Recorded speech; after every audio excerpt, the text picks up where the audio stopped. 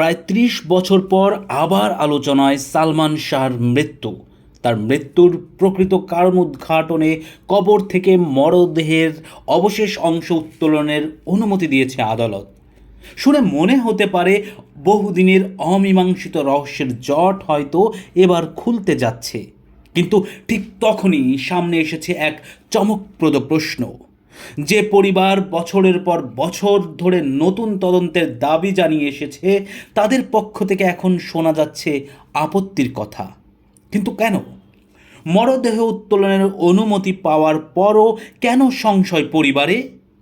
আজকের ভিডিওতে জানাবো সেই কথা। তার আগে আপনাদের কাছে অনুরোধ, আমাদের পার্শ্বচিত্র চ্যানেলটি সাবস্ক্রাইব করবেন প্লিজ। দর্শক, ঢাকার একটি আদালত চিত্রনায়ক সালমান শাহর মৃত্যুর প্রকৃত কারণ অনুসন্ধানের জন্যে তার মরদেহ কবর থেকে উত্তোলনের অনুমতি দিয়েছে।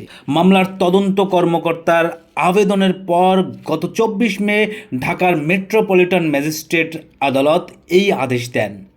আবেদনে বলা হয়, মামলার সুষ্ঠু তদন্তের স্বার্থে মরদেহ উত্তোলন করে সুরতহাল প্রতিবেদন ও নতুন ময়না তদন্ত সম্পন্ন করা প্রয়োজন।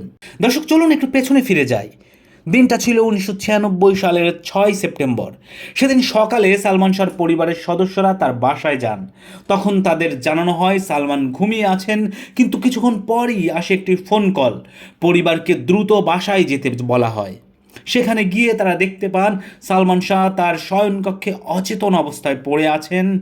তাকে তখন হাসপাতালে নেওয়া হলে চিকিৎসকেরা মৃত ঘোষণা করেন। পরে ময়না তদন্ত শেষে তাকে সিলেটের হজরত শাহজালাল রহমাতুল্লাহ আলাইহের মাজার প্রাঙ্গণে দাফন করা হয়।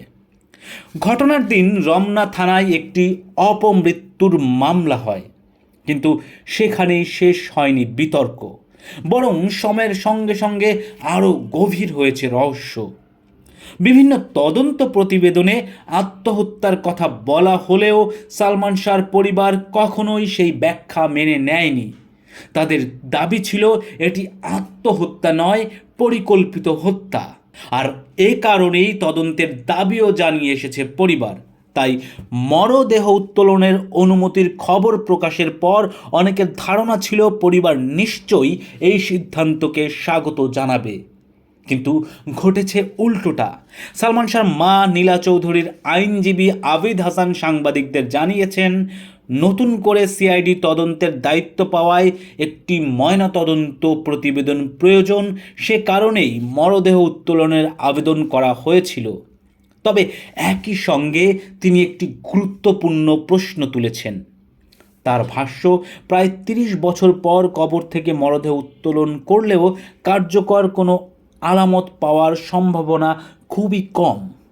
এত দীর্ঘ সময় পর নতুন কোনো ফরেনসিক তথ্য বা প্রমাণ পাওয়া যাবে কিনা তা নিয়েও রয়েছে সংশয়।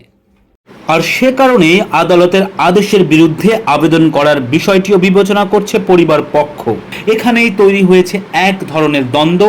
একদিকে নতুন তদন্তের স্বার্থে ময়নাতদন্ত প্রয়োজন, অন্যদিকে এত বছর পর সেই ময়নাতদন্ত আদৌ কোনো কার্যকর ফল দেবে কিনা সেই প্রশ্নও তুলছে পরিবার। দর্শক, আমরা অপেক্ষায় রইলাম শেষটা দেখার।